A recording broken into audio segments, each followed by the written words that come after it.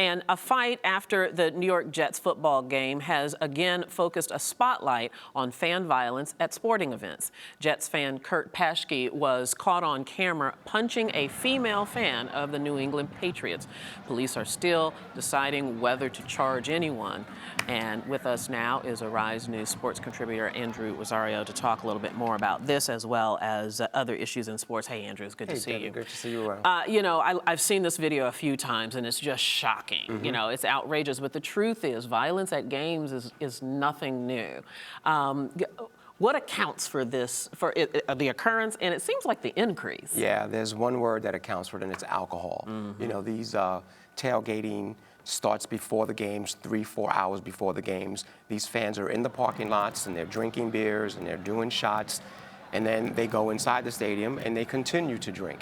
And as a result of that, you'll have fans who are wearing opposing jerseys, conflicting with the home team fans, and before you know it, some type of brawl, fight, arguments take place. Yeah, and it's a tragedy every time, and it's not always just a fight. It's not always an altercation between two people. If I remember just this year, there have been at least 2 fans that fell from either an escalator, right, or walking down the stairs, and again, it's all alcohol induced. And what the teams try to do is they do eliminate alcohol sales after halftime. So from the 3rd and 4th period on, you're not allowed to buy any alcohol or consume alcohol.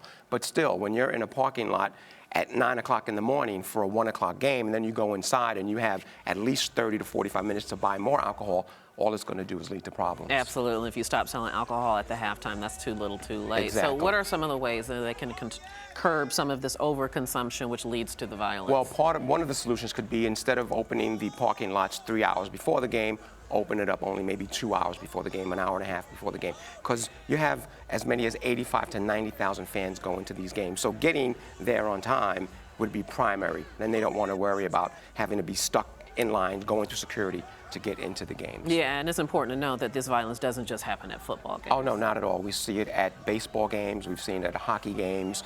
We've seen it in soccer games on an international level, where even fans get involved with assaulting players, throwing beer bottles at them and things like that. I wonder if people could enjoy these sporting events without alcohol.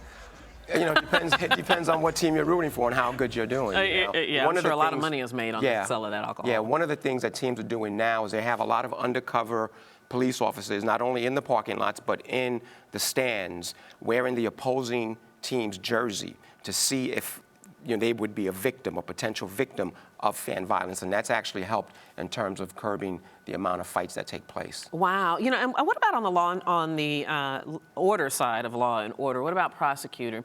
Will prosecution or greater penalty perhaps curb this a bit? It might, and we go back to the days of the Philadelphia Eagles was the first sports team that actually had a judge on site, and they would bring charges against fans that were unruly or were assaulting. And now if you go to a lot of these games afterwards, you'll see along the lines in the basements of the stadiums, fans standing there, unfortunately, with handcuffs on because they got arrested. I would think that would be a deterrent. Now, you talked about these so-called undercover officers who are dressed as the opposing team, fans and that kind of thing. I wonder, would it help to have a greater uniform presence? Well, they do. A lot of the stadiums do have a lot of security there. But even more than that's there. Yeah, I mean, they could do that with no question. And a lot of the teams are supplying a phone number where fans can actually text and say, I'm in section 12 and there's issues going on here, and they will have security come over and investigate what's going on. Yeah, I mean, I tell you what, there is no faster way than to kill the joy of a sporting event than for all this violence. Exactly. Let's talk about this issue with the name of the Washington Redskins. This has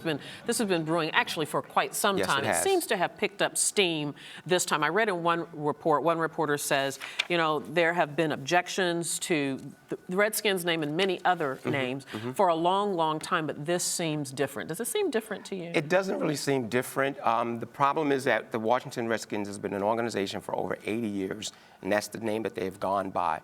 And Daniel Snyder grew up as a Redskins fan, the owner. And one of the things he said, which I think was a mistake, was that he would never change the name. Now, that puts him in a very bad situation because it makes it seem like he is just turning off all outside conversation about the name the Washington Redskins. The Oneida Indian Group, who is one of the biggest groups that's behind the name change, has come out and said, we'd like to meet with the NFL, we'd like to meet with Dan Snyder. Initially, they've been put off, but I've been told that they are planning on meeting with the NFL in the near future to talk about possibly changing the name. Dan Snyder, he basically says the name is not derogatory, it's a badge of honor. But if you ask a majority of Native Americans if they were approached with the name Redskin, would they be offended? And they said, yeah, they would be. So it's something that has to be taken into consideration. Indeed, and there's a lot of very strong opinion on both sides. In fact, I saw a little bit of video.